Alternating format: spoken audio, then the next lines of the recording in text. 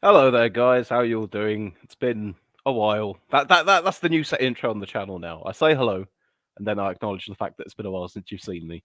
But to be honest, I mean, I wanted to say, well, there's not really been anything going on. I suppose you had party conference season, but I think after all the excitement of the general election, and yet we're still within this sort of phony period of no new Conservative leader, still waiting for the Labour budget to come.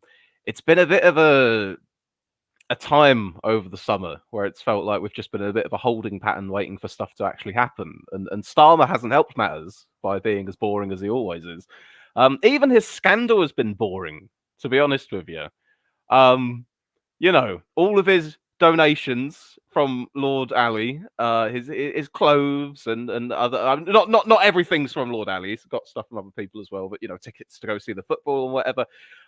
But even all of that, it's like it's more of an optics scandal than it is an improper conduct against the rules that currently exist or anything illegal has been done. Blah blah blah. It's just an optics scandal. It's just Starmer. This doesn't look very good. You getting a bunch of freebies when your government is going to be doing things like cutting winter fuel payments for pensioners. And obviously he was, politically tone deaf for a while. And I think after a period of time, he said, "Oh, I'm going to pay some of the stuff back." But the damage has been done. But also at the same time, it's very hard to get riled up and passionate about Starmer either in the positive sense or the negative sense. I feel like I've shrugged my shoulders at the freebie scandal, much in the same way that I shrug my shoulders when I see him announcing something that's supposed to be a positive half the time. But there we are. That is our new prime minister and new government. It's drain the fun out of the room, Kia. Um, we also have the Tory leadership contest that's been going on.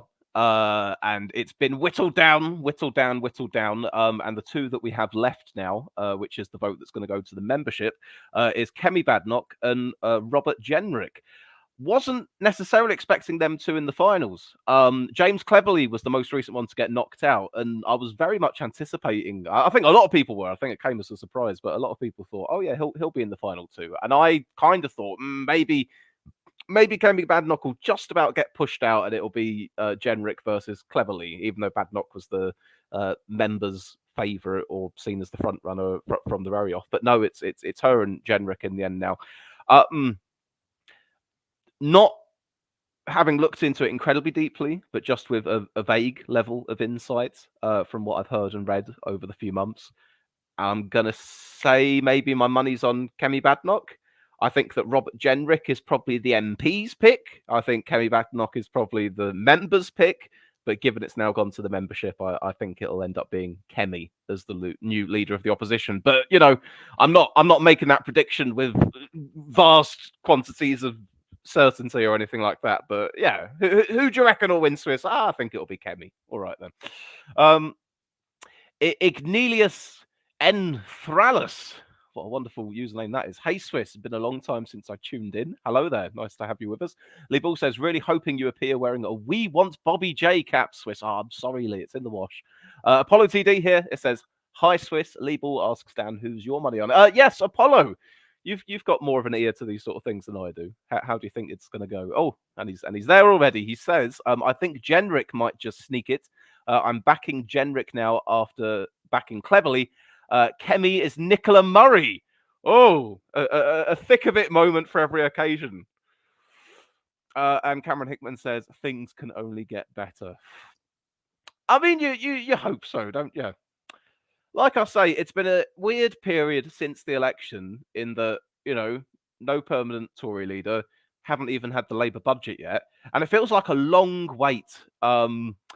I was listening to a podcast in the past week or so, and they were saying the amount of time with previous incoming administrations of the date that they win the election versus when the first budget takes place.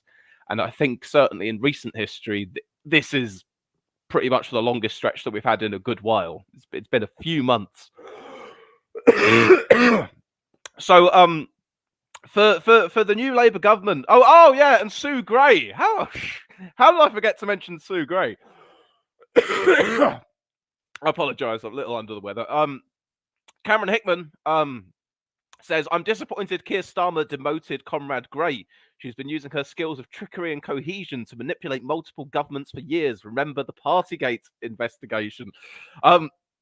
Sue Gray's such a funny one because I remember at the time when it was announced that he was going to hire her, like off the back of her in investigating this Partygate stuff, that kind of seemed almost like a misstep to begin with because it seemed like a bit of a risky move to put her in that position to kind of go, she's got this high profile status now because she's been investigating the incumbent Tory government, and now Starmer's going to snatch her and offer her a job working for Labour. So something about it just seemed a bit off. But then there was all these backroom wranglings where she was ruffling feathers and people not getting on. And I don't know who's to blame with these kind of things. All I know is that that's what the case was. I think there was a few eyebrows raised at the proposition that she was going to be getting paid more money for her job than Keir Starmer was for his. Certainly, that does seem a bit strange to me. But that's why Starmer's got to go claiming all the freebies. Poor guy isn't even being paid as much as Sue Gray was. Of course, he needs some new suits and ties. Who wouldn't?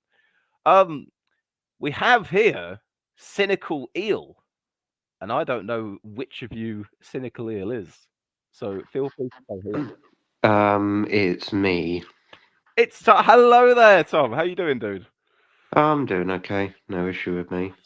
I'm sort of giving I guess, a vague overview of how I think things have gone for Labour in the period since they got into office. I've kind of stressed that a lot of stuff hasn't really even happened yet, such as the budget, but sort of in this period of nothing happening in a way, the only thing that really seems to have come along and filled the void is backlash against winter fuel payment being got rid of and the freebies scandal.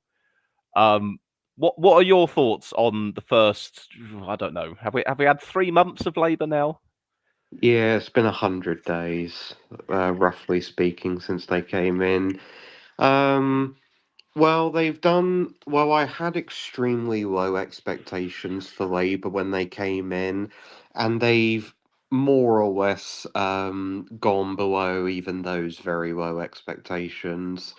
I think the thing that's most surprising to me, even though I kind of expected it to happen, is they're more or less saying that they're just going to do austerity again because we're basically seeing taxes being risen, and there's already rumours that they're going to go back on their pledge to not raise national insurance, but their little way of getting out of it is to raise national insurance on employers rather than employees.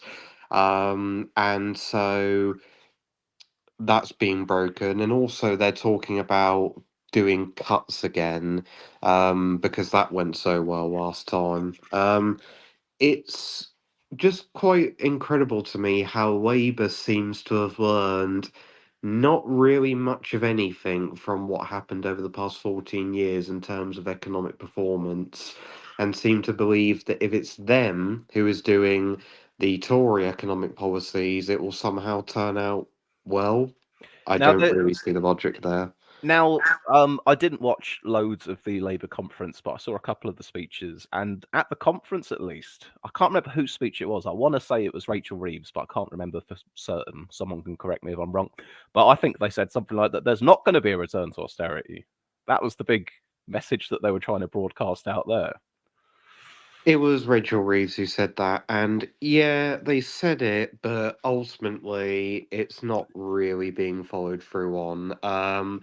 I think Reeves ordered the government departments to find, I think it was about 10% worth of cuts in order to pay for the budget because they keep coming out with this £22 billion black Black hole. hole. That's their thing that they've got now, which is eerily similar to George Osborne's "There's no money left, Gov, therefore we gotta be cutting like mad." So they're doing trim the fat efficiency savings across all the departments. That's one strategy that they've got.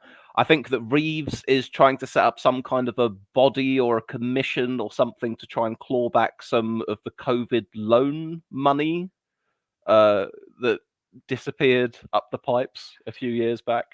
I'm actually Um, wondering when that's going to be set up because we heard about it during the election campaign, but ever since then, it's sort of just faded into the ether, really. it Like, only sorry, just quick. It only popped back into my mind because I think Reeves mentioned it at the party conference speech.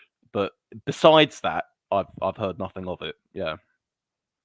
oh, I might have missed it then at the party conference speech, but yeah, I was wondering what had actually happened with that because it seems to have just vanished more or less. But if they're doing that, then well, it's not entirely a bad thing, but I do wonder how much money they'll actually get back that was lost.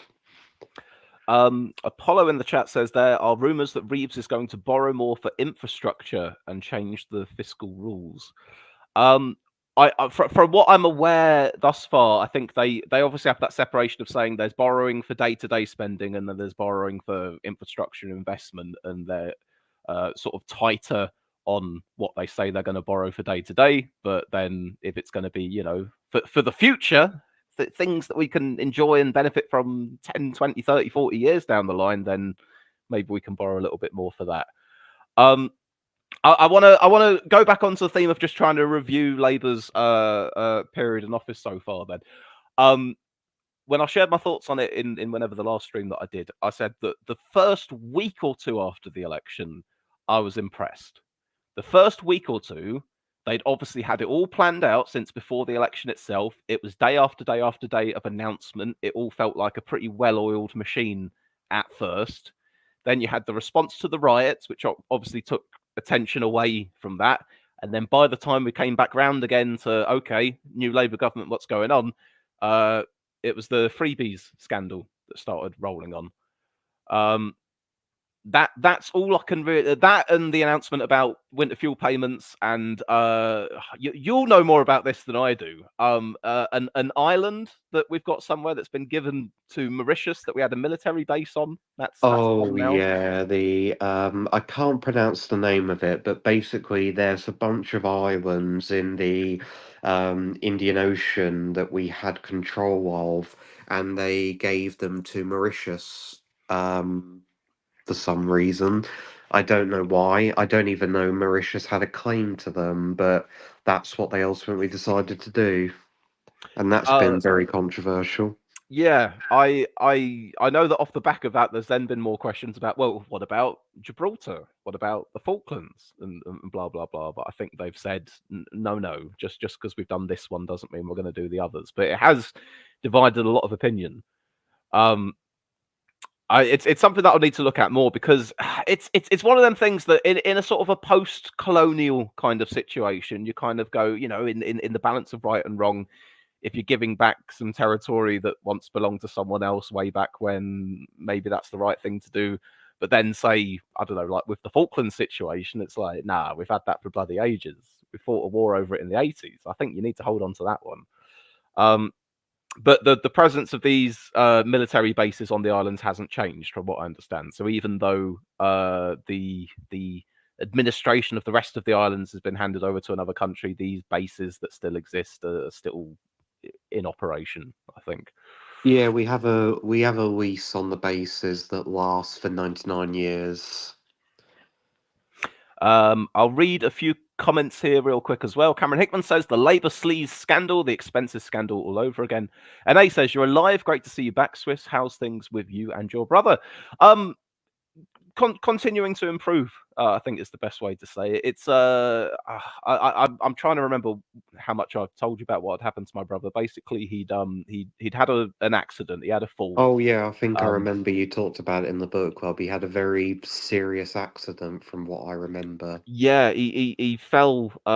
He basically fell down an escalator, and quite a long escalator. And Oh, had had a brain injury as a result of it. And obviously, oh, yeah, and during the time it was all going on and in the immediate aftermath, I didn't really want to reveal too many details of it because it was all a bit touch and go what was going to happen. But he was sort of like ventilated and comatose for the better part of a week. He woke up, and he had dysphagia, which is where dysphagia and amnesia, which is a hell of a combination. But dysphagia is where your words are coming out jumbled and nonsensical. So you could sit there and say, "Oh yeah, the AI and the unfortunate iPhone, it just keeps coming over with the blocks of beeping, and I don't just a jumble of words, and sometimes it makes sense and sometimes it doesn't." Um, and that was the way it was for him for a few months after that, and gradually that faded away. His amnesia eased. He's continuing to get better. He's still impacted by the accident.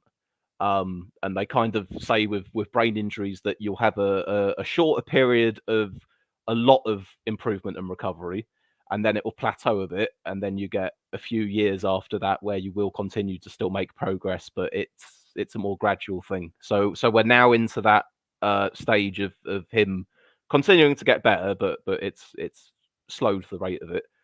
Um, Has his mobility been affected in any way? um, no, not from what I can tell. He was very fortunate, really, that he didn't injure his body as much as he could have. He'd hurt his foot in the fall, um, so he was sort of limping on it a little bit, but otherwise he's fine. Yeah. So, but anyway, NA, thank you very much for asking. Yeah, and things are looking better there. God, it's nearly a year since that happened, actually, because I remember the exact date it was. But yeah, he's continuing to improve, and as far as I go, same old, same old. But thanks for asking. I'll just come through a few of these other comments. We didn't really control the island since there was a great big American base on there, so I don't really care. Um, Lee Ball says, speaking of the Labour scandal versus the expenses scandal, tickets aren't quite a moat, though. Liberal says, Argentines already planning legal action on the back of it. And Cameron says, we haven't officially ceded the Chagos Islands yet. I suspect this will be heavily scrutinised at both sides of the House. And NA says, glad to hear things are improving. Wishing you both all the best. Thank you very much. So, Tom, what do you think we're going to get out of this budget coming up?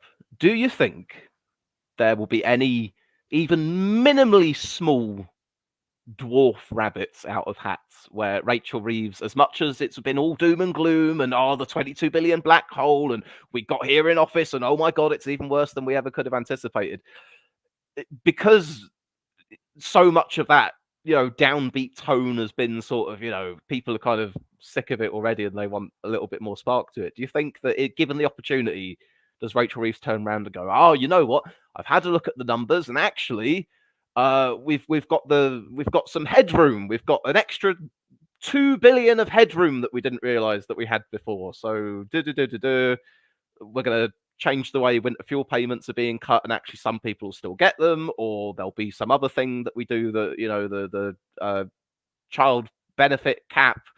Actually, no, that's a bit ambitious, but you get what I'm saying. Do you think there's any scope for anything coming out of this budget which will put more of a positive spin on where things are at?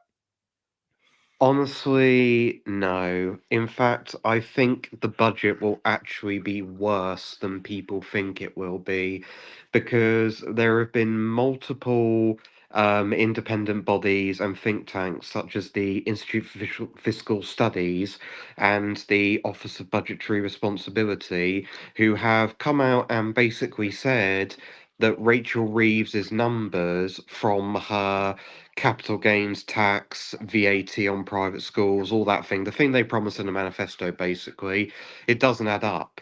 If you get all of it combined together, it gets up to £9 billion. So she's, if my maths is correct, 13 billion short of her declared 22 billion black hole. Now, how And much of this could be made up by growing the economy?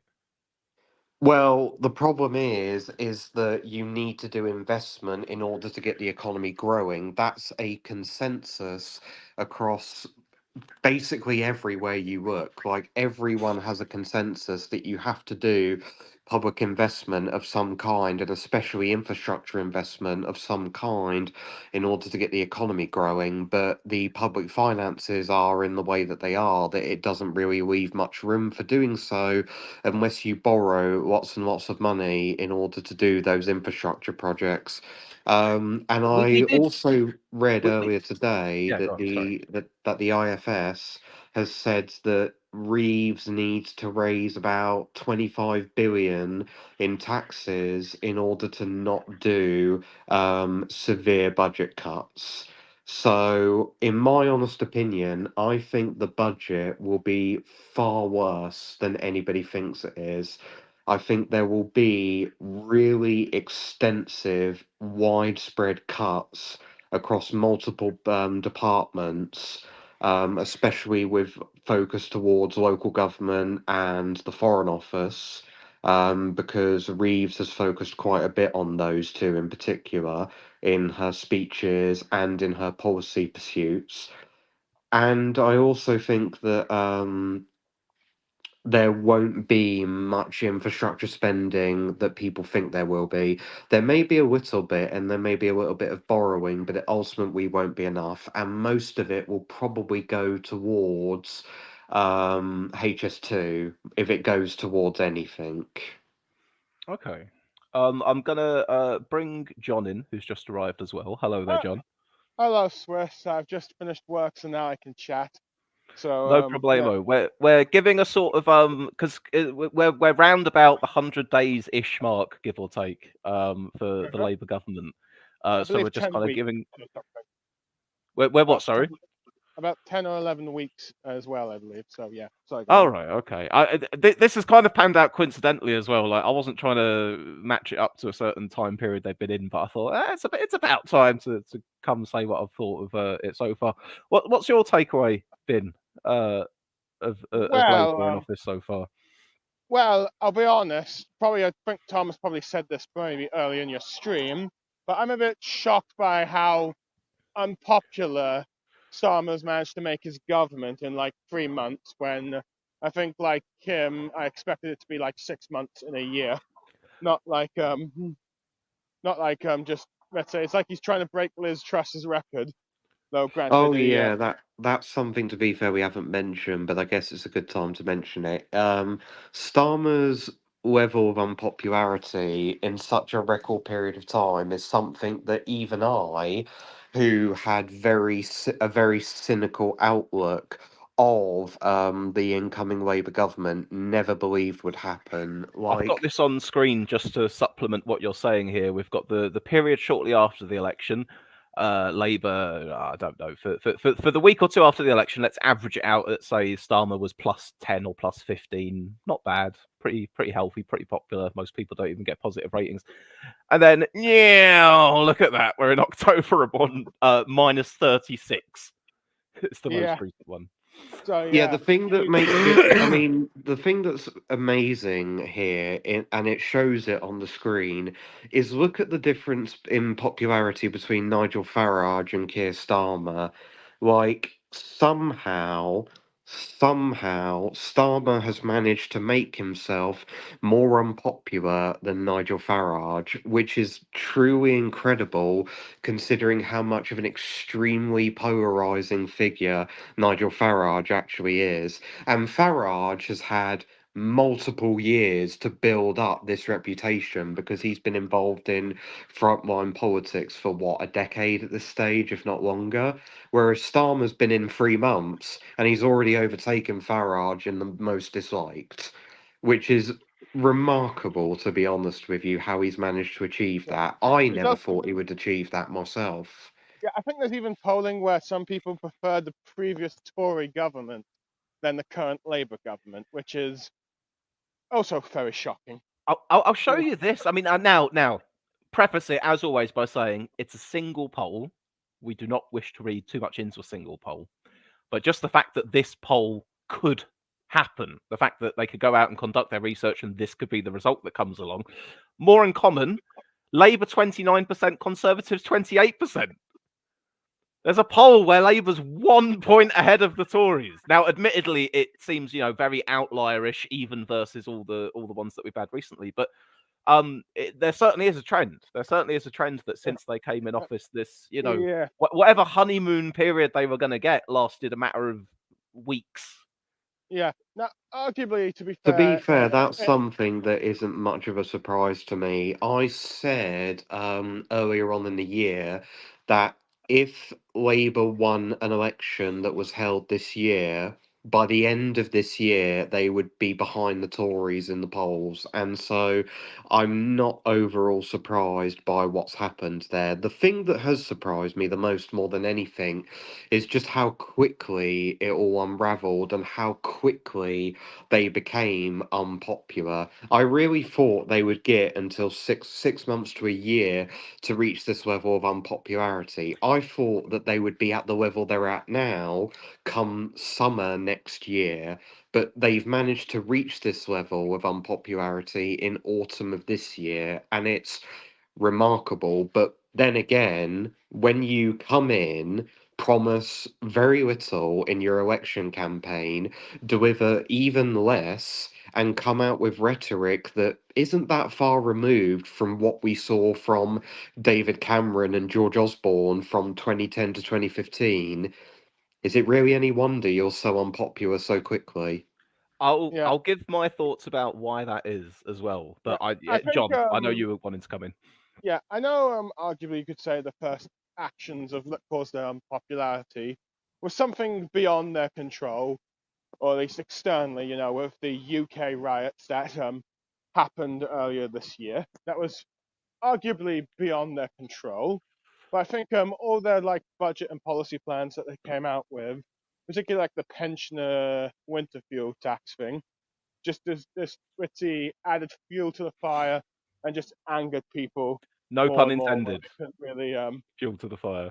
Ho ho. yeah, let's see, just made them more and more unpopular to the point where they're now this unpopular. Granted, the only thing I think that could benefit them is depending on who the Tories elect as the leader. But even then, I'm not entirely sure about that. It's a funny one really, because having seen the Tory leadership contest thus far, and actually having seen how Rishi Sunak is performing in his role as leader of the opposition versus when he was prime minister, I almost feel like if I didn't already have the prior knowledge that Sunak had just been PM, and you put Sunak in there amongst the rest of them, I'd go, yeah, Rishi. He sounds like a good guy to lead the Tories. He's the full package. Get him in, which is mad. Funny thing is if he had actually been running as Tory leader and hadn't been the prime minister, he probably would actually do fairly well as leader of the opposition. But the problem is he has been prime minister, and so he's got that enormous baggage. So He's it just can't had a happen. he's had a sort of Benjamin Button political career where he started off in the top job too early and it's gone the wrong way round. Who is calm in the Mm. storm and welcome to the stream? Is it Cameron? I'm going to guess Cameron. Yeah, I My believe name's it's Colin the Cameron. Storm. Ah, there we are. Karma with Starmer. I'll say this quickly then, before we welcome Cameron in properly. When you're saying about being so surprised at just how quickly the popularity of this government has taken a nosedive, I think it's that killer combination of a long period of time between now and the budget, so it's hard for them to be seen to be doing things since the election. You've obviously had the freebies scandal, which has not helped things at all. And then generally just the really pessimistic tone that comes out of the government. And those things in combination, I think, have meant that anyone paying any attention to go, right, what did you vote for in the election? Well, for change or to get the Tories out. Well, the objective of getting the Tories out has been achieved, but what about the other bit? What about the can things be any better now than they were before? And I don't think the public has been sold on that. Labour haven't Well, managed to demonstrate that they have or will make things better yet. And again, I will stress, budget hasn't even happened yet, although from Tom's reckoning, budget's only going to be full of pain. well, I think one aspect that when it comes to those I freebies think the that really fundamental angered Oh, people. sorry, John was just coming in there first. Okay, Go I on. think one aspect that I think angers people about the freebies says you have Labour just going on about all these tough decisions that need to be made that everyone's going to hurt, but then people find out, oh, they're getting all this free stuff, tickets to like Taylor Swift, football stadium matches, stuff like that. That kind of probably rubs them the wrong way, regardless of whether or not the freebies are technically allowed or not, which you've seen journalists argue, though granted the journalists could also be a bit out of touch if you ask me, but yeah. So I think it's just like you're saying we need to make tough decisions, and then it's like you get all these freebies. In some ways, kind of might remind people a little bit of like the whole Partygate scandal. It's like one rule for you, one rule for us. Where it's like everyone was not allowed to go out, but yet Boris's group was allowed to party. So in many Yeah, ways, it could I be like think that. that I yeah, think that's it. I think it's a combination of all the things that both of you have said at the end of the day. But I would add on to it this also really simple fact as well. There were two things that Starmer emphasised in his election campaign that weren't policies. He barely talked about that. But the two things he emphasised was one was change, and the other was bringing politics back to service. He mentioned that over and over and over again during the election campaign, as especially during those debate esque things where you would have a question time audience and the politician would speak to the people on there. He emphasized that a lot. You've come in, you're coming out with rhetoric that is identical to what was said by George Osborne and David Cameron in 2010 to 2015. And in addition to that, you've also basically had your own version of the expenses scandal from before that same government. So not only do people not see change happening, but they also see a return to politics not being of service, but instead the politics of an elite club of people taking things away from the public purse, whilst everybody else has to suck it up and basically live a fairly miserable existence. I think And in a nutshell, then, if we can boil this down even further, you could say that the reason that they're doing so poorly at the moment is because they haven't shown themselves to be any better than the Tories were. yes, to put it simply, people wanted the Tories gone, but not only did they want the Tories gone, they wanted something fundamentally better to come in that would better people's lives. And instead, to the ordinary public, what we've essentially got is continuation. The same old policies, the same old rhetoric, just different people doing it. In fact, I think there might I'm even be a gonna. show. Oh, I think sorry. there I might. want to. I want to give Cameron a chance to come in. So what I'm going to do is I'm just going to read a few comments and then I'm going to throw it to Cameron next. Because there's a bunch of comments stacking up that I want to get through. So let me see. What do we have here? Liberal Zardos says cuts galore. They'll increase council tax, jack up fuel duty, and say it's green. Make ciggies 25 squid a pack. It'll be death of 1,000 cuts. NA says, I can't stand how much like the Tories Labour have become. After World War II, the UK was bankrupt, and yet that Labour government created the NHS, created the welfare state, and had a mass council house building. And I also adds, if you want to raise money in a positive way, why not do something like legalizing, taxing, and regulating cannabis? A new industry, tax revenue, job creation. Police can focus on actual crime, etc. I mean, I've always been in favour of that, so I very much agree with you there. A few more. Lee Ball says it was always going to be a poison chalice taking over after Brexit and the COVID economic debacle. Zardos adds only 1 in 5 voted for them to begin with. Labour's stonking majority is an optical illusion. Yes, certainly the joys of first past the post there. Oh yeah. Cameron, Well, I'm sorry. I just want to give Cameron a chance because he's not really spoken yet. Cameron, your thoughts on the first few months of the Labour government? How did you expect things to go? Have they matched that expectation? They pretty much matched my expectation of this government. Actually, I expect them to be a bit of a disappointment. I know a lot of people were very optimistic about getting the Conservative Party out, but every thing that came from the Labour Party the last couple of years suggests that they're not going to do very much, and they're going to be quite very similar to the Conservatives when it comes to economics. And it appears anything that's coming out of the Labour Party is suggesting that's true. I think Labour has some good rhetoric on transport policy. I will say that, but I think a lot large. I'm not seeing a big difference between the previous government. There's a fair bit on their agenda that I'm still optimistic about, or cautiously optimistic, I should say. Things like the house building scheme, Great British Energy, the possibility of reviving HS2. You know, there's a lot of areas where you can point to and go, okay, yeah, if they do actually end up doing this, this, and this, and it bears some fruit, then that points to where things could be improving down the line. Is it too early days? Are we expecting too much in just the first few months? Will we be back here again in a year's time and say, you know what, actually, now the ball's got rolling? I think you Before, should ultimately look at Starmer's leadership when he was leader of the opposition to see how this is going to go. The reason why I was always so incredibly cynical about Labour being in government, and you can go back to the old streams to see how incredibly cynical I was throughout all of it, is because just look at how he performed as leader of the opposition. He agreed with the government on so many things, especially during the pandemic era.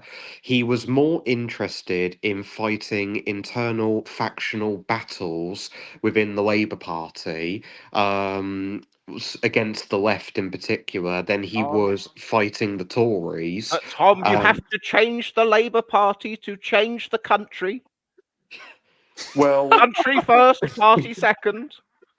well, no one thinks they yeah. see that change, to be honest, Swiss. In Yeah, fact, I if you mean, compare, but basically, you had all these different things happening, and you had their rhetoric in opposition was also really awful. That basically, I could see where it was going to go. I knew that as soon as they'd get in, it would be more of the same. But I at least expected some handful of good things. Like I thought that they would throw a bone or two to the public to keep them content, but they haven't even done that, and that's the thing that surprised me. I thought that it was going to be a watered down version of what you saw from David Cameron and George Osborne from 2010 to 2015, and instead they've not even done that, and they're like, nope, we're going to go all the way full fat David Cameron and George Osborne, and we're going to do everything they basically did, and we're going to have the exact same rhetoric that they did. And that is the thing that has surprised me the most, is that there's not even crumbs. There's just nothing. It's just They full they they blown. they cancelled Rishi's helicopter. Well, yeah, true. There was that, I guess. I'm just even though the tone of the discussion is exactly what I was saying when I was the only person in this stream, I feel that now that there's a full panel, I need to play the devil's advocate role slightly in trying to big up Flavor in whatever way I can. Although I think that when I heard about them cancelling Rishi's helicopter, I was like, yeah, look, there we go. That's one of them. Good. yeah, And then the whole freebies thing came along, and I was like, yeah, I think in many ways this freebies is so much that it's more combined than I guess the previous leaders of his own party. Though granted, one of those leaders was Corbyn, who didn't take any freebies, minus one ticket to Glastonbury, but that was just about it. Hey, Jez is living his best life at the moment. Elected an independent MP, making lots of friends with the other independents on the benches. No responsibility Yeah. of running a party. Yeah, and it's possible he might get more And you members don't for his have an independent group. endless 24/7, 365 propaganda campaign portraying you as the most evil person in the world. That also probably helps as well. Yet. Yet. All right, guys. What I'm gonna ask you then, can you give me a rating out of 10 for Labour's period in office thus far? And I'll add this to it as well. Can you give me a number out of 10 for how good you thought it would be, and then a number for how good it's actually been so far? Whoever would Um, like to go first. for me, I would say the number I would give them for how I thought things were going to go was basically a 4 out of 10. I thought that they would be below average in their overall performance. There would be a bone or two thrown here or there to keep people content, but it would ultimately be mostly bad stuff. In terms of how they've actually performed, I would give them a 2 out of 10. The only reason I don't give them a 1 is because the first month that they were in, they were doing some pretty good things, or at least they were in terms of rhetoric. The planning reform was good. Getting rid of that stupid Rwanda scheme was good. Um, Rolling back the government's more repulsive rhetoric was good. So that first month that they were in, it was mostly good things. But everything else that's happened since that first month came to an end has just been one massively bad thing after the next. I'd certainly on the idea of that first Yeah, month being their best period. I think it was all the announcements that they had planned in their grid, and they got those out. And then when it's a bit like the showrunners adapting Game of Thrones, but they run out of books, and then it goes shit. They had all their stuff in the grid from opposition of these the announcements we're going to make when we get into power, and then once they burnt their way through them, John Cameron, what are your ratings? well, I was thinking it'd be like a 5 or 6 out of 10. I'd say currently it's a 4 because I figured okay they'll be competent but not let's see witty but not really good. But it seems that they have also been a bit so incompetent but also a bit bad, especially with the whole scandals with the whole money loading kind of thing. And at the moment, I'm starting to rate Keir Starmer as the third worst Labour minister. Only like let's see, Ramsay MacDonald and possibly James Cleverly being worse. James Cleverly was it being worse? Or no, not James Cleverly. James James Callahan. Yeah, I'm sorry, I got mixed up the two Jameses there. So yeah, at the moment, those are the only two Labour prime ministers I'd say are worse. Now, granted, let's see, Starmer's still fresh in his term, but it's not looking good if I'm already putting him in as the third worst Labour prime minister. All right, thank you for that. And Cameron, your expectations and your current rating. Expectations. I'll say 3, and the rating is a 3. Okay, all right. So matched. Your expectations were low, and they've matched them basically. They have, yes. I think then my expectations by far were probably higher than everyone's. I would have said that I was hoping for about a 7 out of 10, and those first couple of weeks it felt like a 7 out of 10, but I think we've dropped down to a 4. I came into it with them getting into power what I describe as being cautiously optimistic, because I thought the Tories are out. They're bound to be better than the Tories, surely, even if I'm not going to love everything that they do. And I'll give them props for the decisions they've made thus far that I agree with. But likewise, I think that they've made quite a few missteps already as well. I'm willing to have the budget at least before I really start to crystallize my thoughts on this Labour government. Once we've got the budget, then I can go right. Okay, you're setting things out for the next year now. Let's see what it's going to be. But certainly a lot of I mean, I didn't have loads of goodwill for them to start with, but at least I had the goodwill of, well, we haven't fucked anything up yet. That is diminishing. I want to see where things go. I think there's lots of time and potential for them to do some very good things. They've got some good plans, but it's the application of those things. And if they can avoid making more stupid decisions along the way, that would be great as well. I'll do a few comments here from people in the chat. Let's have a look. NA says, I thought they would be 5 out of 10, and it's been a 3 out of 10. Hello there, Sky Echo. Paul Rudd is backing me in the Tory leadership. Frank says, same as NA, same as NA times 2. 5 on expectations, 3 on performance. Ogum the Bold, our favourite resident bot, has given them a 1.984 out of 10. Very nice. Zardos says 4 expected, lower to 2. Not popular on a Labour channel either. A Labour channel? A Labour channel? How dare you? I haven't been a Labour member in years. But to be fair, Swiss, you were originally a Corbynite when you started this.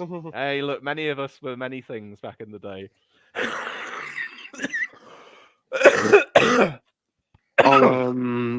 Yeah, I would say I don't think you can really call this a Labour channel anymore because it feels like these days nearly half the channel is solidly anti-Labour and the other half is at best neutral on them. I see them as a force for good versus the Conservatives. I'm proven right on that.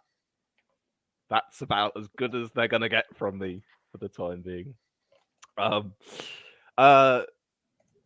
Final one here. Apollo TD says, defense review in first half of next year is a big one for me. Army needs expanding by 20,000, according to former army head who got sacked for speaking out. I actually think that the military will be one of the areas that Labour probably will do a fair number of cuts to outside of anything related to Ukraine. Because for Labour, I think it would be just a fairly easy thing for them to do. Most people are not really focusing too much on the military, and don't really pay that much attention to it. And it's a very easy thing for them to go after. So I suspect they probably will cut the military in some ways, and I think that certain existing projects like that sixth generation fighter jet that they're doing in collaboration with Italy and Japan will probably be scrapped at some point down the future because it's a lot of money and it'll be something Labour can very easily just axe. I think they're probably also work in their favour to cut off military aid to Israel because of the whole Gaza situation, which has been a bit of a thorn point for their members, and has also lost them a few seats during the last They're election. not going to do that. Could I? Liberals Ardos has said, no offense meant Swiss. I preferred you when you teamed up with Paul Nuttall. I've still got that picture as well. Right, met him outside a Stoke hotel and took a selfie with him. Are you still planning on live streaming the US election? Says NA. In terms of live on the night, I think it will entirely depend if I can book the following day at work off, if that makes sense. When is the US election, guys? What date is it? November I 5th, I believe. Yeah, it's November 5th because they do it because the way US election works is that it's always the first Tuesday of November, and this year the first Okay. Tuesday of November is the 5th of November. November So while 5th, so that means that I'll need Wednesday the 6th off. Okay, yeah, so the answer there, NA, is that I will request at work to have the 6th of November booked off as holiday. If it's approved, basically, then you will get your election stream on the night. If it's not approved, then probably not live coverage into the wee hours, I'm afraid. That's the way it'll end up. I think the we're thing that is worth celebrating noting about the US election is because it is so incredibly close, the winner of the election won't be declared on the night. It will be a multiple day affair, which is similar to what happened last time, where originally there was no winner on the night. And the winner wasn't declared until I think Thursday of that same week. And this will be much the same. I've said we haven't really talked about US elections on here, but I've said in the past that whoever does end up winning in the US election will win with fewer than 300 electoral votes. And in the US, if you win fewer than 300 or 290 electoral votes, it's seen as an extremely close election. And that's what I think will probably happen. So even if you can't get time booked off, it isn't really worth worrying about because whoever wins won't be declared winner until I'm just days about to after the And vote. and whoever loses might not even concede anyway. Well, As is that as becoming. well, yeah. John, what are you going to say? um, oh, I was just going to say, as we're celebrating Bonfire Night, let's see, the US will be determining the fate of the world for the next 4 years. Anyway, I'll just let you know I might cut off soon because I'm entering a tunnel that disconnects to my Wi-Fi. All right, Oh, no worries. By the way, Frank here has said, I believe it was Saturday, actually. Remember when Joe. I remember when Joe won Pennsylvania because I was having my weekly takeaway on Saturday. Okay, there you go then. That just shows that whoever does win is going to take absolutely ages to get the result out. I love the phrasing that Liberal Zardos has used here. Who's everyone rooting for? The orange dictator or diverse android lady? Personally, I was rooting for whale carcass brainworm man, but he's out of the running now. No, I mean, for a Labour channel, you'll probably not be surprised that I think everyone's saying the diverse android lady over orange dictator man. I I think mean, for me, on a pure foreign policy level, because basically as much global stability as you can possibly have at the moment, I would prefer Harris to win, but ultimately, I'm not massively concerned one way or the other. I would prefer Trump not to win, but if he does win, I'll be worried about the stability of the world, but I ultimately won't care that much. I love the shade of apathy there. Um, uh, N Thralla says, "Are there any MAGAs in the chat?" Apollo says, "Trump for me just edges it." Well, there we go, furnishing your conservative credentials there, Apollo. We've got at least one, somewhat. I mean, I think that God, I mean, when it was Biden still in the running, it felt absolutely nailed on that Trump was going to win it because just the country was not going to vote for a leader who was so clearly losing his mental faculties. More so than the previous election when they voted for him. But I feel like the election's favouring Kamala Harris now. I'm not comfortable enough to say that I think it's a one and done thing and it's absolutely guaranteed. But considering a few months back when it was Biden in the race, I was pretty comfortable in saying, yeah, Trump's going to win. I think total change of fortunes now. I feel like Harris probably will win. That's where I'm at now. If I had to guess at this moment, I would probably say Kamala Harris wins by about 280, 290 electoral votes within that range, basically. A very, very, very close result. The reason I think that is because I've long said that all the Democrats needed in order to win was basically someone who was coherent, someone who could talk longer than a sentence, basically. A, And a functioning human being is the yeah, bar that we set, basically, wasn't it? yeah, basically. And Kamala Harris easily fulfills that role, even if you don't agree with what she stands for. Biden was just, he was gone. Like, he shouldn't have even been running for president in the first place. He should have said, I came in wanting to beat Trump and do the best that I could for America. I did that. I was always meant to be a transitional president, and he even floated the idea of only serving one term back in 2020. I'm going to fulfill my promise and I'm going to stand down and pass the torch to a new generation of Democrats to lead America into its next chapter.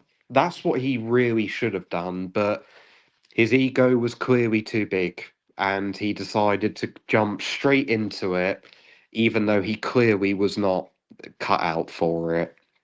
I'll do a Yeah, couple more he comments didn't here. have to. Sorry, It didn't I'll really bring you help in just a sec.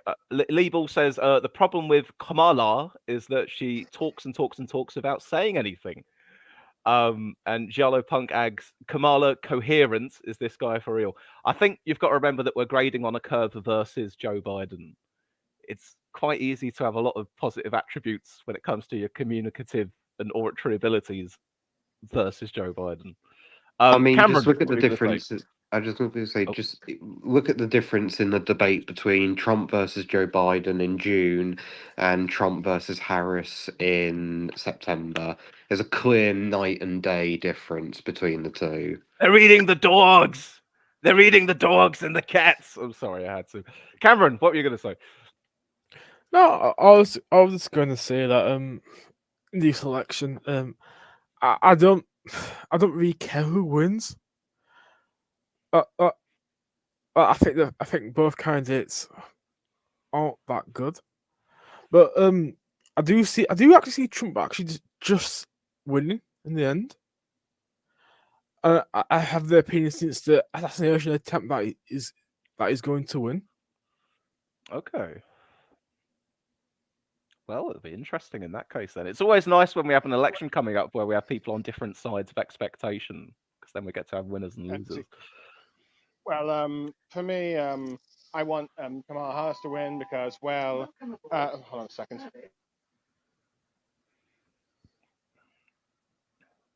Just while Okay, John's sorry. wait. Oh, Yeah, yep, yeah. go on. Sorry about that. So yeah, I want Kamala to win because, well, we've seen 4 more years of Trump. I cannot stand. Not to mention the threat of destroying Americans' democracy with Project 2025, at the very least. Now, granted, is she my ideal choice? No, but I will admit I do like the choice as vice president pick with Tim Walz. I thought that was a pretty good one, and it got a lot of, I guess, progressives and enthusiastic. So at least means there might be some decent policies. Though probably Gaza she's going to be a disappointment on, like Biden, who was just disgusting on that issue. But yeah, but I definitely think she did a very perfect attack line against Trump during the debate when she attacked him on the crowd size. And I think in many ways, for the most part, has managed to make America forget the assassination attempt that Cameron mentioned in Trump. And I think We've had the 2 Alan now Lichtman, as well. yeah, yeah, I think Alan Lichtman, the 13 Keys to the White House guy, who's pretty much nearly spot on in US predictions, has declared she's likely to be the one to win, of course, as long as everyone goes out and votes. So I think she will likely win, even if it's just barely. Okay. I see that we're coming up to the hour mark for streaming, which I think is a good time for me to wrap things up. So I want to ask one more question to my dear panel here today. Next Tory leader, who is it going to be? Kemi Badenoch, Robert Jenrick?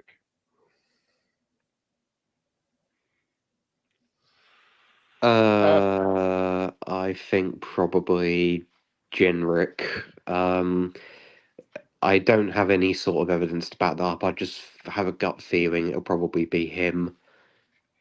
Yeah, I think Okie it would dokie. also be Robert Jenrick because I think Kemi Badenoch has gone a bit off the unhinged. I think her maternity pay thing has probably put off quite a fair share of voters because it's like a lot of people rely on that, and that's one of the policies that if she does that, you'd have a lot less making itty reasons for itty women in the workplace to have kids, if you will, because it's like you're cutting one of those kind of policies. And also, I think she's too much on the cringe of the right. Well, Betty, I think Jenkins is a bit more on the was Did regarded you on the more say sorry? moderate Did you say fringe of the right or cringe of the right? fringe of the right, I'd say. Oh, okay, Fringe. right. But yeah, but I think yeah, I think Roy, is it Jenkins or Jenrick or whatever, Robert Jenrick, yeah. Robert Jenrick. I think he was regarded more on the moderate and Cameron side a couple of years back. He might have moved more to the right, but I think the moderates might be able to be more willing to work with him, even if the One Nation Conservatives haven't endorsed. And I think if Kenny Badenoch becomes leader, Starmer will have a much easier time as Prime Minister because it's like, I'm not sure pretty moderate voters will be enthusiastic to vote Itty Kevin Badenoch and probably stick to like Lib Dems or something. So yeah. Okay, thank you. And Cameron. I don't have a clue who's gonna win. I'm not being really following it. I don't see a big difference between either the candidates really and what they believe in. I suppose a lot of people think Badenoch is more moderate because of her links to McElgirth. But I'll lean to being Robert Jenrick winning. I'll lean that way, but really I don't know. Oh, I see a okay. lot Well, of Tory activists more than I thought back Badenoch. I feel like I'm maybe the only one on the panel today then who thinks it's going to be Kemi Badenoch. Again, I'm not saying as a certainty, but if I had to lean one way or the other, I think it will be her. In the chat here, we've said, where's the comment? I've missed it.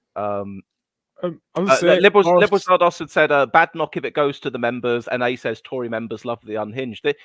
My perception of it all the way through has been that Robert Jenrick was the candidate more favoured by the MPs. Kemi Badenoch was the candidate more favoured by the members. And now that they're the final two and it's been voted on by the members, I see them. You know, this is the membership that voted for Liz Truss. They're not really going to turn their nose up at voting for Kemi Badenoch.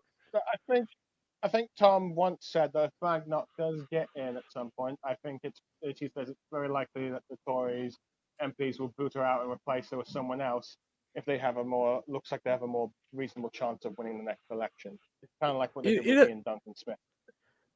I wonder if Boris actually will come back. It's got an inkling that it will come back in a by-election. I wouldn't rule it out. Would not rule it out. I wouldn't be surprised, to be honest with you. It's been mentioned by some other people. I think it was mentioned by Dan, that Boris very much is inspired by Churchill. And if you know about Churchill's political career, people thought he was finished politically in the 1920s, 1910s because of the disaster of the Gallipoli campaign. But he then came back in the 1940s. So he very well could come back because he basically sees himself as Churchill, and he says, "Well, Churchill made a comeback, so I can make a comeback." Yeah, well, yeah, and if you've read any of books that Boris Johnson has wrote throughout the years, he's wrote an awful lot about Churchill. I think the one devil's advocate is that. So I just want to say about Boris Johnson. He didn't say he'll be back. He said Alice the Beastie Baby, if you remember. Oh, which then left hanging in the air. The fact that the other quote was back. I do think he wants to go back to Parliament in I'll one form or another. Okay, sorry, Cameron. I was going to say, for devil's advocate, I think one difference between with Churchill's comeback and all that stuff is that the political and media sort of landscape is a lot different back then. And once you've been booted out, you're kind of booted out. You don't really get a comeback these days. So it's like once you caused a major scandal that you had to be removed or you've been defeated massively, you can't really come back. Well, that's not. I'll say, did Cameron's come back? Yeah, but as like the foreign secretary and that's in House of Lords, and that was a bit of a scandal in itself, but it wasn't like back as the prime minister or leader of the party. Well, no, but I would argue that he was probably the most powerful man in that government, except for the exception of Rishi Sunak.